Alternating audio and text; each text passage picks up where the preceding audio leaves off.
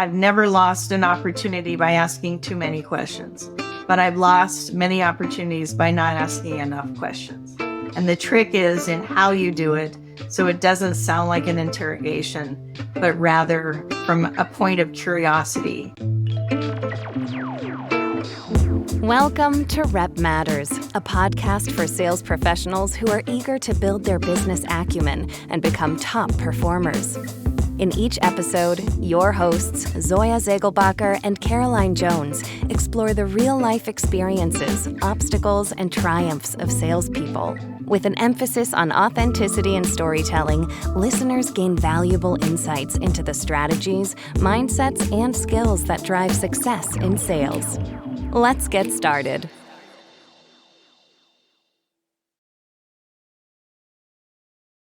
Hello and welcome to another episode of Rep Matters. I'm Caroline.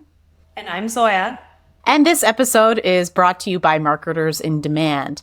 Marketers in Demand has in-depth videos, podcasts, and articles from some of B2B's most in-demand marketers. Today's guest is extremely exciting for us to have on. After 15 years in B2B sales, Lori Richardson founded sales strategy firm Score More Sales to help companies grow revenues and shorten sales cycles through data and soft skills. Noticing a massive lack in women sellers, she decided to make a plan and take action to make B2B sales more inclusive and change the industry. And she has done that. She created Women Sales Pros, a community with strategies to build inclusive sales teams, create helpful content, and put on events. Lori is author of She Sells, Attract, Promote, and Retain Great Women in B2B Sales, and she hosts the award-winning podcast of her own, Conversations with Women in Sales. It's so good. Please go listen to that after this. Lori is a Salesforce and LinkedIn top sales influencer, advisor for the Sales Education Foundation, and she's also, in her minimal spare time, I imagine, a sales coach at Harvard Business School's Entrepreneurial Sales course. Lori, thank you so much for joining us today. Oh, it's my pleasure. I'm so happy to be here. Yeah, we're so happy to have you. So something our listeners might not know is that I was actually years ago a guest on Lori's podcast, and I still have this swag. Oh my gosh. Conversations with Women in Sales Yeti. I love it. You will often find me. Nice. You'll often Love that. find me sipping this on my sales meeting. I feel like I'm already crashing a best friend date. I know that the two of you have been on panels together. You've already talked together. So I'm just happy to be here riding shotgun with the two of you. Yeah, we have room for you. This is a party. So, Lori, I'm super curious because although like you and I have been in panels together and we've caught up a couple of times, I don't think we've caught up since your Harvard engagement, or at least I haven't spoken with you like one-to-one about it. Can you tell us a little bit about that? Yeah, so I work as a sales coach. There are a number of sales coaches, and we've been doing this for a few years. It's kind of seasonal, depending on when there's a class, and now I think there are two that have been put together that students can learn about sales. In the MBA program at the Harvard Business School, the number one thing that alumni said they missed was that they didn't get sales skills. And when you think about it, most MBAs really don't have sales covered as a topic. So they were smart and added it. So it's been really fun to participate in that. Yeah, I know they certainly didn't have sales in my undergrad either. I think that's really common, right? But then so many people end up needing sales as...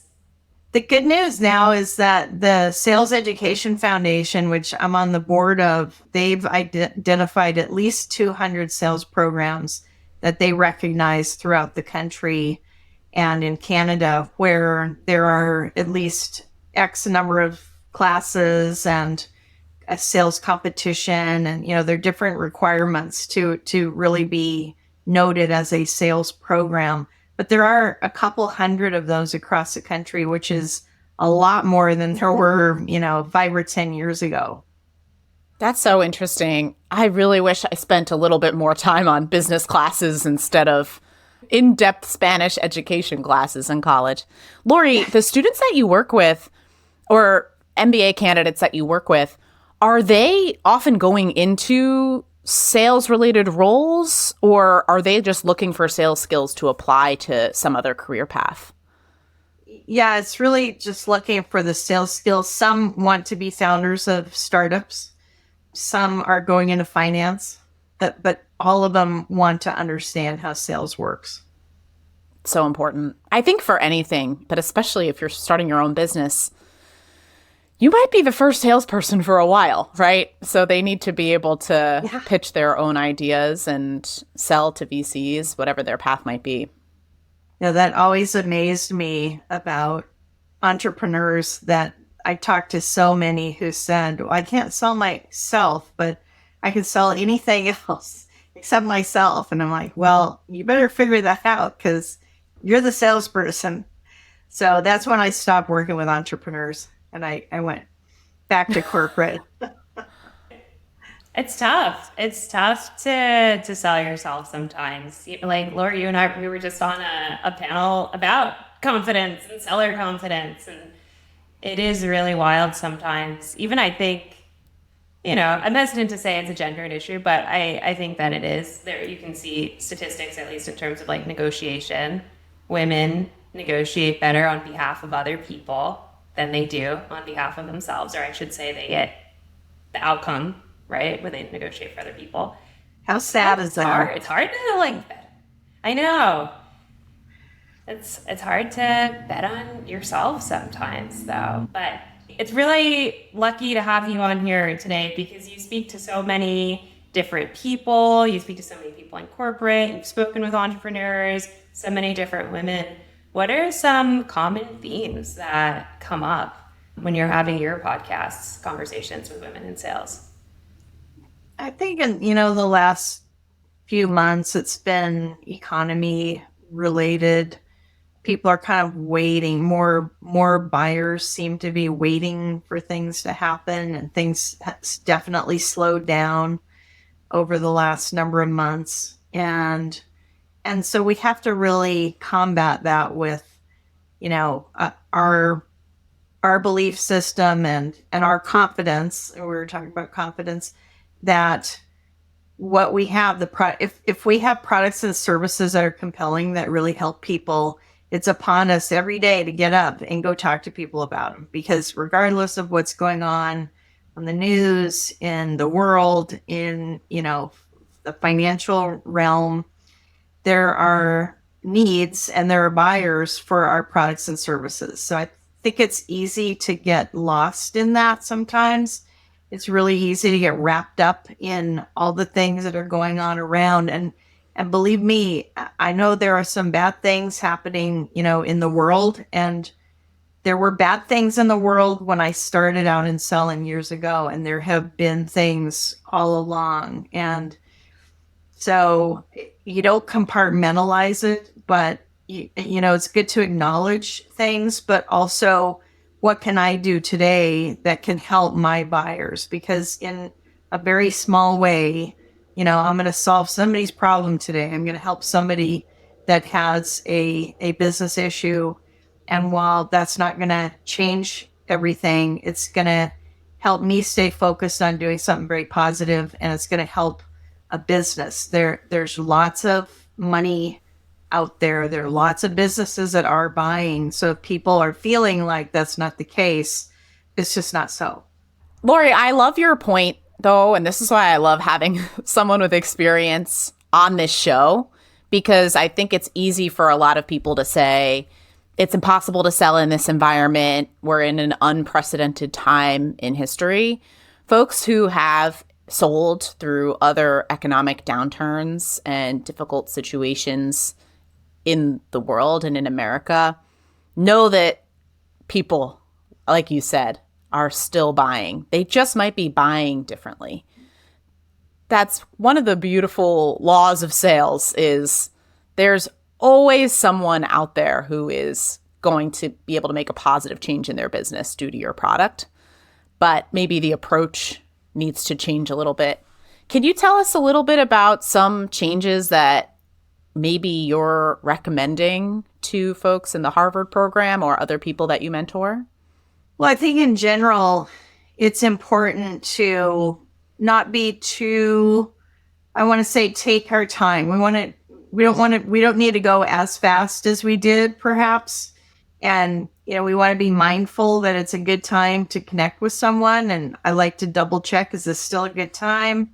Be more thoughtful about other people. We should anyway, but more than ever, I think it's good to be more mindful of someone that, might be going through a tough time on their own, and just checking in with people more often, whether they're clients or they're people on your team that either work for you in your company or they're partners with you in some way in business. Check in with people, and for nothing in return. That's one of the best things you can do, even with prospective customers. Just sending a note because I hadn't heard from you. I did that recently with a customer who had stopped buying at the end of the year. They're a big company and they had a downsizing. And I check in with them periodically just because I'm concerned about the person, that they're still there and just that they're okay. And so I'm not trying to get a meeting. I'm saying hello, and I'm connecting them to other people, and they're connecting me to other people. So it works out really well to really focus on the human side of business that we do. Yeah, it's a great lesson. I think it's important for any time, but a great reminder for now. And I think having that kind of mindset can reduce the burnout that we do see in the sales profession when we feel like we're just banging our heads against the walls. It's really difficult to keep your focus on the fact that you're actually genuinely helping somebody. Keeping that servant mindset can be an important if you're not helping against the why challenges. be in sales, Absolutely. And usually the beauty of it, right, is if you're helping, if you're focused on providing value, the rest starts to come back to you, which, it's a cool, we as salespeople, we also work so much in a world of like transactions and currency, and there's a limited amount of currency, but there's kind of no limitation on value, right? Like you just figure out what that is and you make more of it once you figure out the formula. Lori, you've talked a bit about being a single parent on your show and in other venues, selling as an individual contributor, managing parenthood on your own. At that time, can you tell us a little bit about how you thought about risk in your career, given what I imagine having so much on the line was like for you? Yeah, it was scary. At the beginning, I started out straight commission and I was scared. I was really scared, but I had come from a minimum wage job. So I kind of was like, well, how bad can it get, really? So I try to use humor and just really try to be a sponge and learn from the most successful. I found the best people on the team that are doing well. And they're not the loudest necessarily, but they're the ones that are working, getting things done. The people who are the loudest are usually complaining about the comp plan, about the company, about the services, about the delivery. And I try to stay away from those people. I don't know why. I don't know who told me, like, get away from those negative people. But that's exactly what I did, because negative people that are not supportive of your goals, will not help you. And there's no point wasting your limited bandwidth on people like that, even if they're your teammates. And you could tell them, listen, I don't want to hear that today. I'm focused on more positive, supportive ideas. And that's what I need from you. Or, maybe someone else might want to hear that, but I don't. So I'm very clear about it. And you mentioned when you got into the role, you were nervous. And one of the things that you did immediately was look to the people who were achieving and seek to learn from them. And I found that for some people it's difficult. Like even as salespeople, we're always putting ourselves out there, but for some reason, asking for help is still a challenge. So how did you go about like getting time with those people and actually like absorbing all of that knowledge that they had? I think sometimes you just look over their shoulder, or, when we're all sitting in the same place, it's different than when it's virtual, right? Because if it's virtual, I have to coordinate with you to be on your call or to listen in.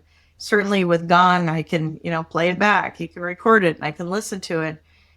But I loved that was one thing I loved about being in person as a learner, is that I could hear other conversations going on. And I think we'll miss that as we, for those people that stay remote. I'm not saying, it's a bad thing to be remote. I think it's great to be able to be remote, but there should be times that we can do things like that. We can hear what other people are saying without me saying, can I get on your calendar? Can you do this for me? I don't want you to do anything extra for me to learn from you. So if there are ways that I can learn from people without putting them out, then I'd like to do that. And I don't want to waste anybody's time.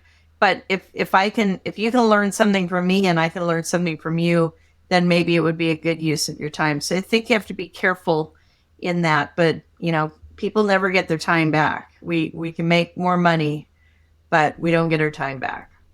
Yeah. The give and get still is actually for me difficult to know if I'm approaching someone from whom I want to learn, sponsor or mentor. I don't always know what I can give them. Like you mentioned, what can you learn from me?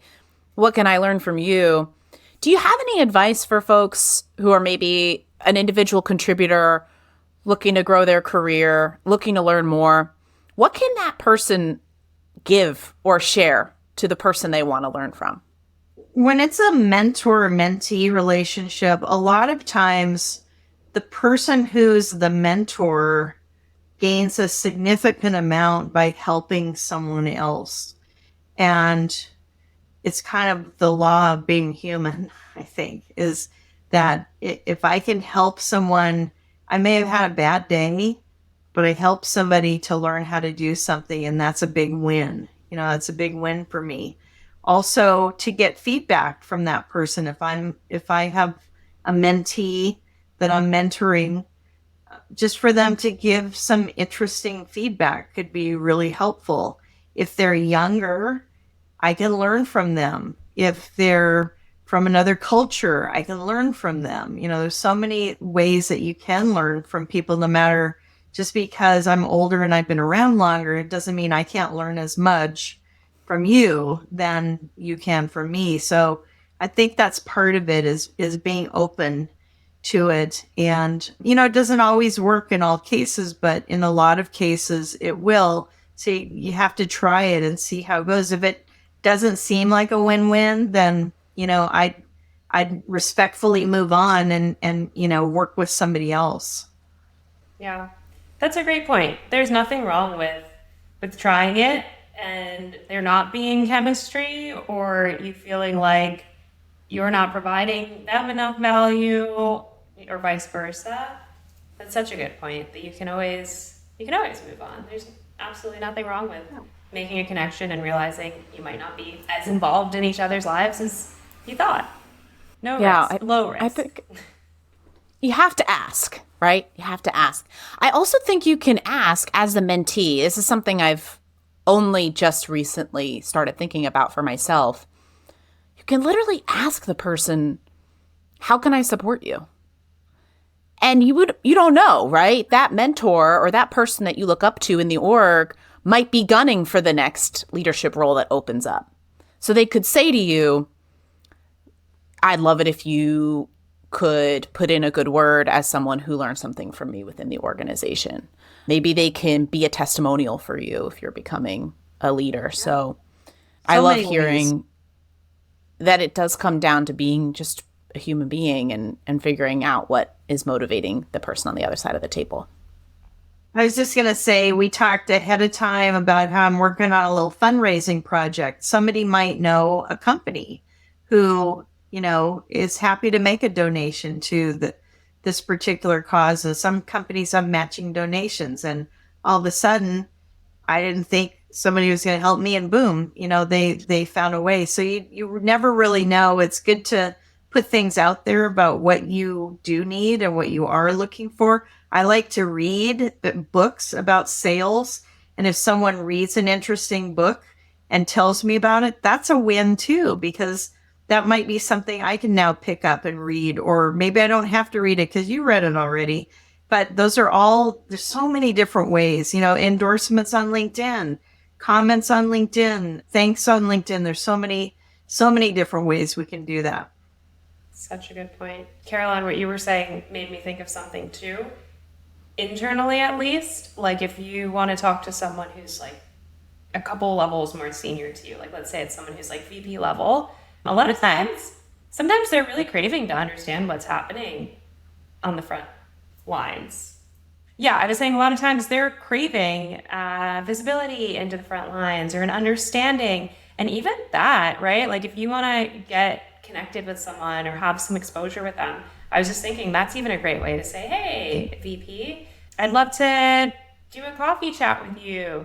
By the way, I have some thoughts on our department, on our segment that I'd love to share with you. And then you can, surface what you've seen, and that could be of value to them. Yeah, absolutely. Great point. So, Caroline, I think you had brought this up, but both Caroline and I have a similar-ish journey. We've been ICs in sales. We love sales. We've gotten into enablement. And Lori, it sounds like you're noticing that's a trend, actually, of a lot of women in sales pivoting into enablement.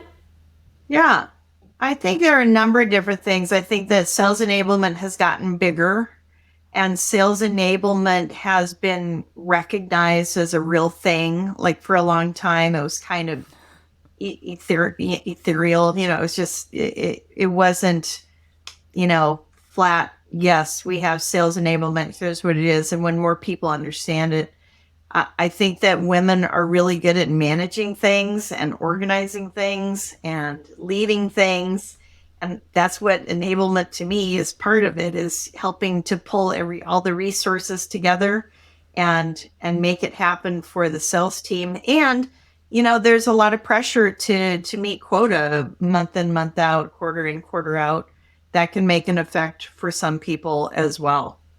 Yeah, that episode on conversations with women in sales, like I took that personally. Lori, you were talking to Tara Ryan, who is just phenomenal human being.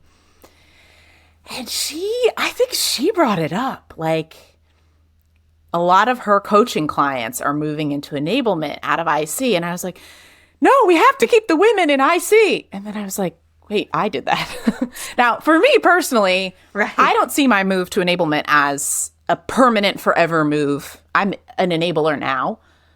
I do see my career as more of a patchwork, but stay tuned. We'll see how that turns out for me. I do wonder, though, what we can do to make the individual contributor path more of a long-term career path where women can continue to grow their skills, be challenged, and make a ton of money. I know I think, Lori, you've talked about being so at the top of your game in IC that your bosses didn't want you to move out into leadership. Can you tell us a little bit about that? Yeah. Yeah. Well, here's what will keep women in individual contributor roles. If they're paid the same as everybody else, which isn't true in all companies. Why? I don't understand that. But start with pay equity.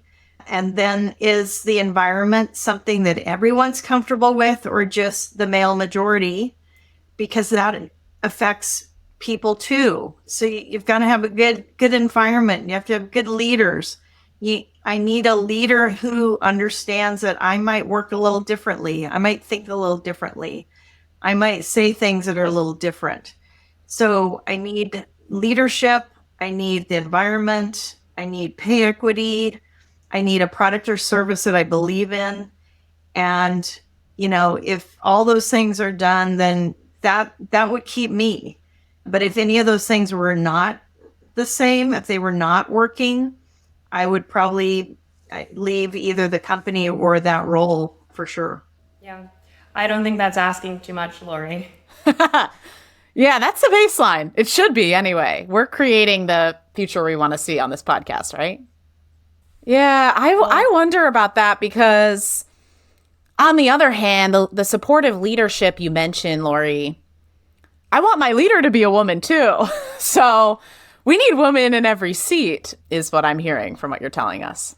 I say just half. I don't want it all. I just want half women, half of the sales org women, and half of the leaders women. Representation. Women make up half of the population. So let's go. Yeah. If what your org looks like, right, whatever that looks like, it should be represented in leadership. And we certainly don't see that with women, with people of color, with other identities. We see a lot of one type of representation, and it's not congruent or, within the ratio of like who works there, which is so strange. And it's not within the ratio of who we sell to either. It's a missed opportunity. For sure. Big time. So what about your mindset, Lori? Because we talked a little bit about like blocking out the negative energy on the sales floor. I think that's so important. There's a space for venting and getting support, but that doesn't need to be your mindset going into sales calls. How did your mindset change when you did make that move from individual contributor into sales leadership?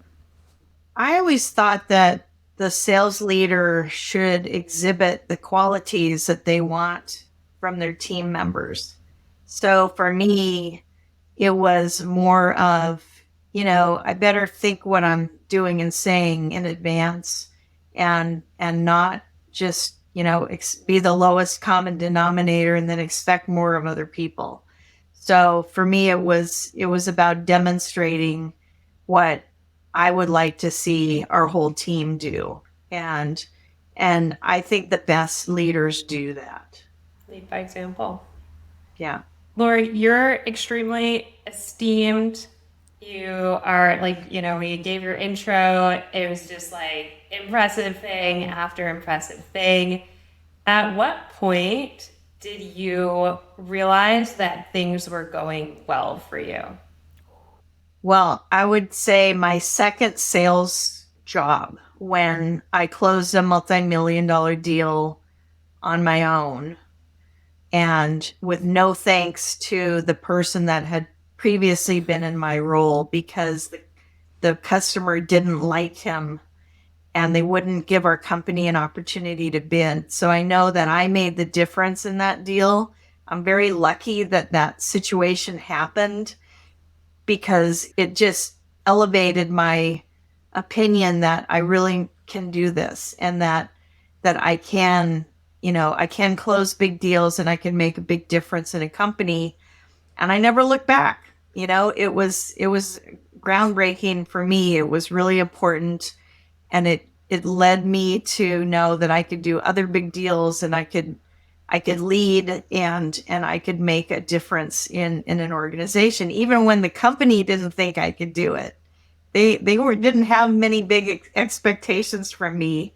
And I think I got hired just because I kept bugging them so much. Ultimately, they came around and they liked me a lot more after I closed that deal. Yeah. I love that. That's the best revenge, right? When somebody downs you. Yeah. Make them eat their words with your multi-million-dollar deal. Yeah. Yeah. The likability thing is so interesting to me, Lori, because I think we talk a lot about how women, we have this desire, if not need, to be liked. And I remember the last time I was in a selling role, like the prospect liked me so much, they literally bought me a gift off my wedding registry. But they never bought. Like, it's a trap, as hard as that is to admit, it's a trap that I've fallen into where I could build relationships all day long. I got them pretty much coming to my wedding. But I was admittedly I was working on a lot of stuff at the time. But one of the biggest things I was working on was really challenging customers. That was a big blind spot of mine at the time. What are some other ways that you came in, say, for that deal in that position and established yourself as a top performing seller at the company? Because you made a difference being the person that you were. But can you tell us a little bit about another skill or mindset that you brought to the table that made that difference there? Yeah. Lack of arrogance. My male counterpart was very arrogant. And I came to the buyers saying, listen, I know you didn't give us an opportunity. I understand why that person's gone. What can we do to help you? And I just listened to them and I built my solution based on what they really needed. And we were able to customize a few things for them that our competitors weren't doing. And they didn't listen about that. So that helped. But also the likability issue, it's a real issue. And it's not just women, it's men too. There are a lot of men and women, because we're human beings, that we all want to be liked. And the difference is that I lead with wanting to be respected. And if you like me, that's a bonus. But I have friends, and I have friends because we like each other. So I don't need to get that from my customers. If customers want to be friends, that's awesome. But that's not what I lead with. I want them to like me because they know that I respect their time. They know that I respect their role. They know that I'm working hard on their behalf. And so they have respect for me. And to me, that's all that matters. Yeah, so interesting. I do some cross-cultural training now, Lori, and different cultures think about building trust in different ways. And in the US, we're a trust-based society that bases trust on tasks more so than relationships. And with cross-cultural communication, there's not always, it doesn't mean everyone's the same in one culture and everyone's the same in the other. But what you mentioned about you doing a good job on their behalf, you listening to their needs and tailoring a solution and going to bat for them is such a beautiful example of that task-based trust. They know you're going to do a good job for them and that you're competent in your work. And that's going to deliver them value. And that's where their trust comes from. Super interesting. Yeah, I'm going to try anyway. I guarantee my work. I always have. And because I value people's time so much, I don't want to waste anybody's time. And if anyone feels like I have in the work that I've done, then I'll go back and do it till they feel it's right. And I've had, for 20 years of my own company, I've never had anyone ask for a refund or to do something different. But I have opted to go back and say, I didn't feel comfortable about this. I don't think I did my best work. Usually they'll say, no, it was fine. And they'll be okay about it. But every now and then, they might say, well, maybe if you could do X, Y, and Z, and we do that, and they're very happy. But I think it's important to value people's time and to value people in general. That's a foundation for good selling. To me, the fact that you've been able to deliver such high customer satisfaction tells me that you must be really good at discovery. Do you have any tips for our listeners in how they can execute strong discovery? Well, one of the things I would say is that I've never lost an opportunity by asking too many questions, but I've lost many opportunities by not asking enough questions. And the trick is in how you do it, so it doesn't sound like an interrogation, but rather from a point of curiosity. And being truly curious, it goes really well for me because I really am curious about how a lot of things. I think about people from second grade, and what they're doing now. And I think about things that people never think about. So I'm always curious and wanting to know things. So I think part of it is that it's natural for me. And the other is that I'm trying to value their time and trying to make good sense of what they're talking about and really be a good listener. So I think those would be my main tips. That's great. Your point about second grade, it kind of makes me think of me and Caroline, because we did an opening podcast episode with just the two of us. Caroline and I actually know each other from high school. We went to an all-girls school in New Jersey. Shout out IHA. And we asked each other in that episode, like, did we see ourselves here? What did we think we were gonna do in high school? So you've actually made me really curious. I know we're starting to come up on time, Lori, but I'm just curious. If you want to go all the way back to second grade, feel free to. But if high school feels more, like where you want to take this, what did you think you'd be doing? Did you think that you'd be doing this? Well, yes and no. I wanted to be a teacher, and I kind of am.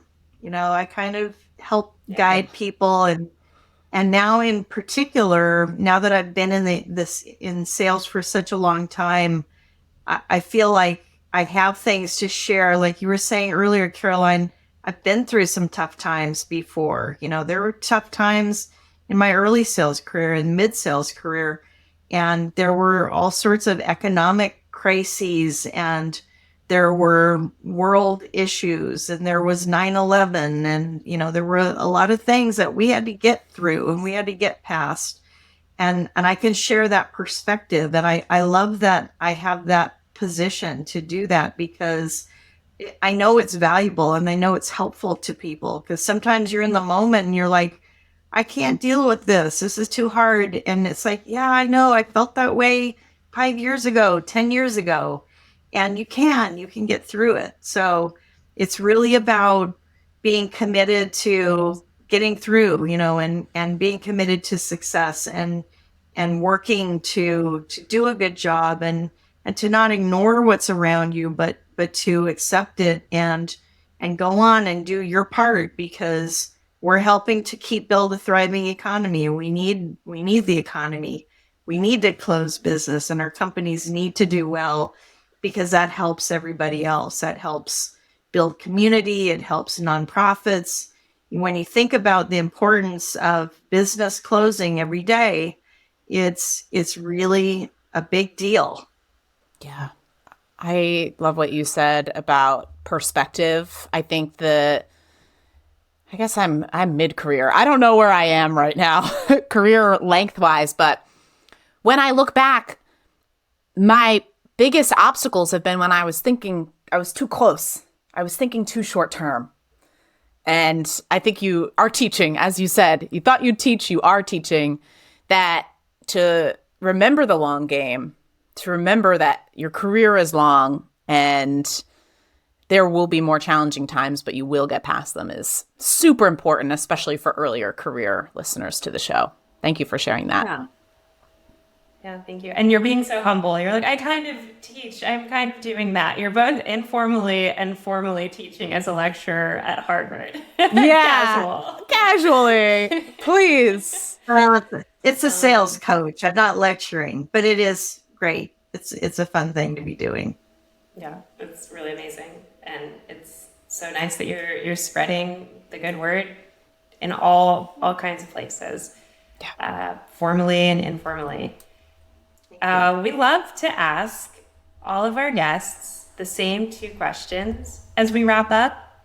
So I'll ask the first. The first is, what are you currently selling or promoting that we should know about? I am always promoting the Conversations with Women in Sales podcast. I love it when people not only listen, but either share it and or rate it on iTunes, because that's really valuable. So very helpful. And I think that there's some great stories there that people have found very helpful. So I encourage people to talk it up. Thank you for asking. Yes, of course. And our other question is, what was your first big purchase from your first large commission check? Well, the thing that stands out in my mind, especially because I talked a couple weeks ago and posted on LinkedIn, was that I bought a house when I was 27. And as a single parent, after being through a lot of scary things, getting started as an adult, that to me, although I'm sure I probably bought a car before that in sales, but that was my big deal purchase because it meant a lot at the time. And it meant that we weren't a statistic and that we overcame some odds just by getting that far. And it gave my family stability, which was really important after moving around quite a bit. So there probably were other purchases, but that was the one that meant a lot to me. Thank you for sharing that. Yeah, home ownership, such a big deal, especially if you're coming out of a situation where things weren't so stable. That's awesome. Must be great to look back on that and feel it was some kind of way about it, Lori. Yeah, and I would say it was more important back then. I think it's less important now, but it was a big deal for me just as an accomplishment, as something that I set aside, saved for, said I was going to do, did it. And I love when people create, these pictures of what they want to materialize and make happen. And that really works. So I encourage people to do that. Yes, the power of visualization. Mm-hmm. You are speaking to two people who are all about that. That's pretty much how we ended up doing this podcast. We would just call each other and visualize together. Great. Well, Lori, thank you so much. We know Conversations with Women in Sales. Can you give us a URL or something that folks can go to find it or to make sure they're getting plugged in on the LinkedIn? Like what are those details? womensalespros.com/podcast, singular. And just look for me on LinkedIn. I'm always posting something about something. And, make sure that if we're not connected, connect with me on LinkedIn and let me know that you heard this podcast and I'll be quick to accept it. Beautiful. We've loved having you. Yeah, so awesome to meet you IRL, as close to real life as we can get, Lori. It's been such a pleasure chatting with you, and thank you so much for joining us on Rep Matters. My pleasure. Thank you both. Thanks, Lori. Thanks for listening to this episode of Rep Matters, the podcast for sales professionals who become top performers. If you enjoyed this episode, make sure to follow Rep Matters wherever you listen to your favorite podcasts, or access all episodes at marketersindemand.com/repmatters. See you next time.